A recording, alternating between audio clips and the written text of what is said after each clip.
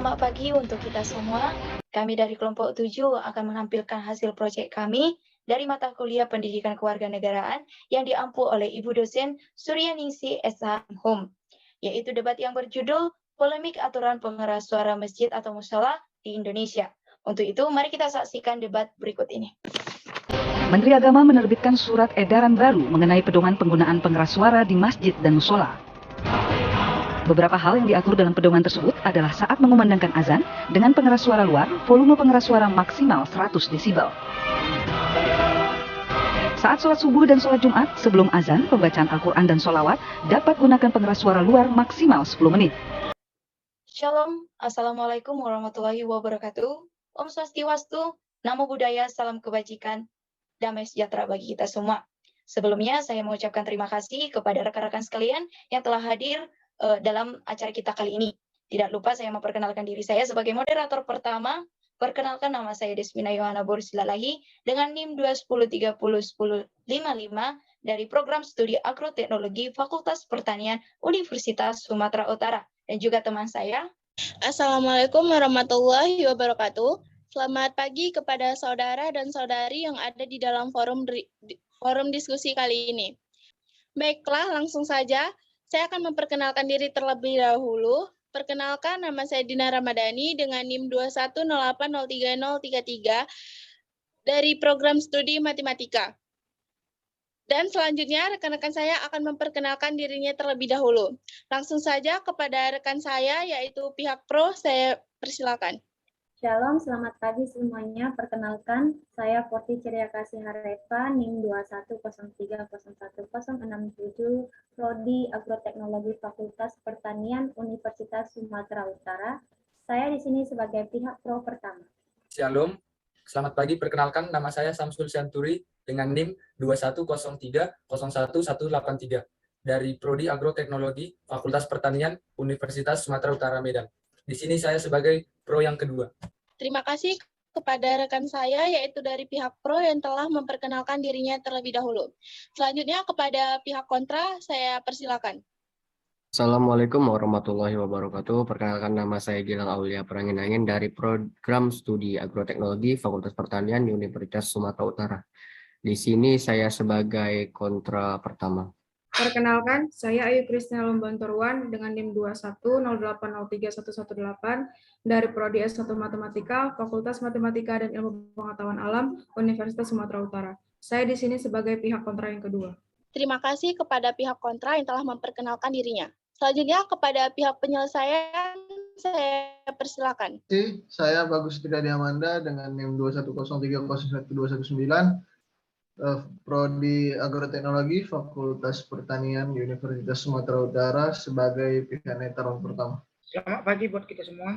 Perkenalkan, nama saya John Christopher Senturi dengan NIM 21003 dari Prodi Agroteknologi jurusan Prodi Agroteknologi Fakultas Pertanian. Saya dengan penyelesaian kedua.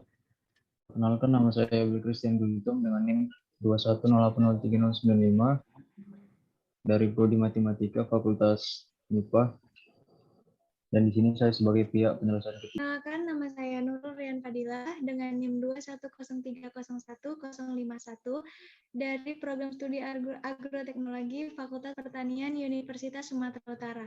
Di sini saya sebagai penyelesaian 4. Perkenalkan, nama saya Ria Vinola Aritonang dengan NIM 210301065. Saya berasal dari Program Studi Agroteknologi Fakultas Pertanian. Di sini saya sebagai penyelesaian kelima.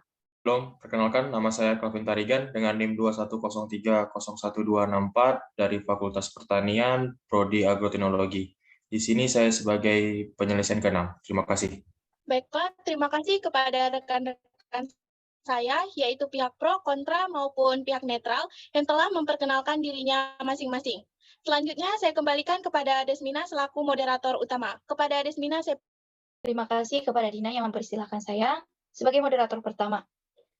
Kali ini kita akan membahas suatu topik yang membuat intoleransi di Indonesia.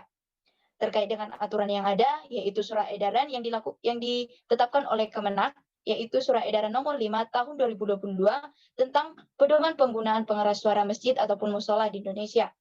Tapi akibat dari surat edaran ini mengakibatkan berbagai macam konflik yang terjadi bagi masyarakat.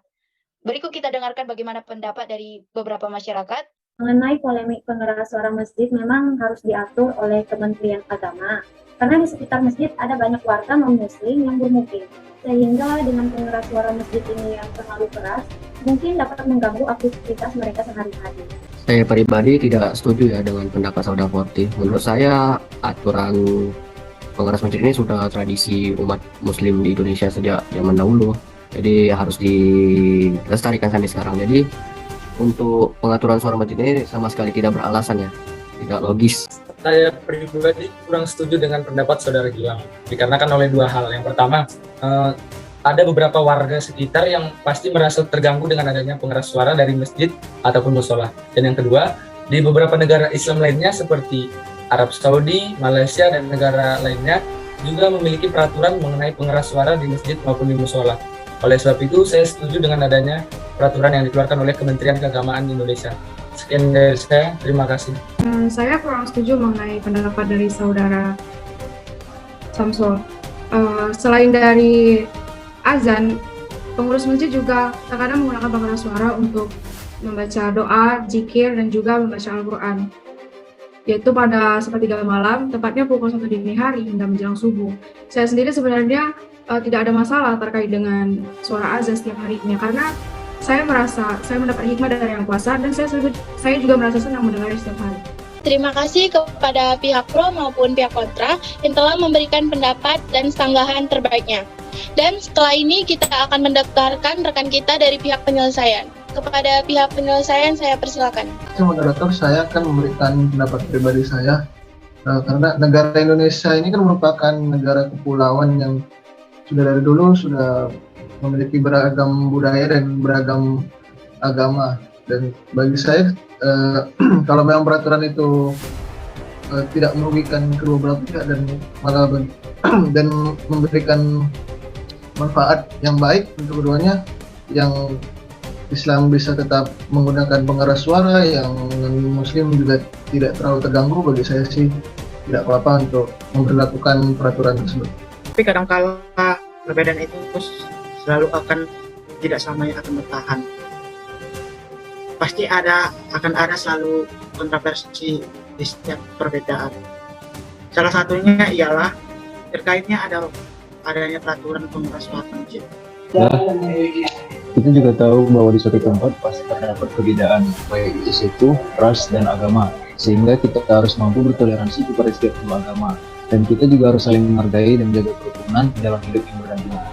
Sama halnya dengan pendapat Wakil Ketua Umum Pengurus Besar Nahdlatul Ulama atau PBNI, Kiai Haji Zulfa Mustafa, yang mendukung surat edaran Menteri Agama nomor 5 tahun 2022 yang mengatur tentang pedoman penggunaan pengeras suara di masjid dan musola. Menurut beliau, pedoman ini dibuat untuk menciptakan kenyamanan di tengah masyarakat.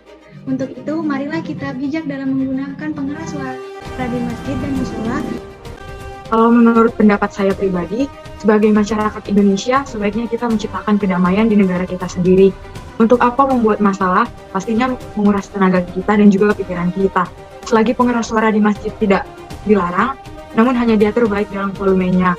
Biarlah semuanya mendatangkan kebaikan untuk menciptakan kedamaian bagi kita dan juga menciptakan toleransi antar umat beragama. Sekian yang bisa saya sampaikan, terima kasih.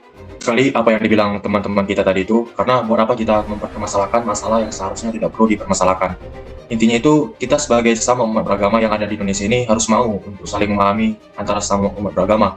Daripada kita mempermasalahkan masalah tentang pengeras suara masjid, lebih baik kita mempermasalahkan tentang anggaran yang dikeluarkan oleh DPR sebesar 48,7 miliar hanya untuk membeli gorden saja. Terima kasih. Terima kasih kepada rekan saya, yaitu pihak netral, yang telah memberikan penyelesaian dari pihak pro maupun pihak kontra. Dan di sini saya ingin bertanya kepada pihak pro dan kontra, apakah kalian setuju dengan penyelesaian dari pihak netral? Ya, kami setuju. Oke, baiklah, karena kalian setuju dengan pendapat dari pihak netral, maka konflik polemik aturan pengeras suara masjid di Indonesia telah selesai. Jadi kita dapatkan kesimpulan dari debat ini bahwa Indonesia perlu menumbuhkan jiwa toleransi dan mengamalkan nilai Pancasila pertama karena sesuai dengan bangsa kita berbeda-beda tapi tetap satu jua. Baiklah, di sini saya mengucapkan terima kasih kepada pihak netral yang telah memberikan penyelesaian dan juga pihak pro maupun pihak kontra yang memberi pendapat dan gagasan terbaiknya. Dan berakhirlah sudah acara forum diskusi kali ini. Saya selaku moderator kedua bersama rekan-rekan saya mengucapkan terima kasih. Jika ada kesalahan kata atau pengucapan kami mohon maaf. Sekian dari kelompok kami. Wassalamualaikum warahmatullahi wabarakatuh. Selamat pagi. Waalaikumsalam warahmatullahi wabarakatuh.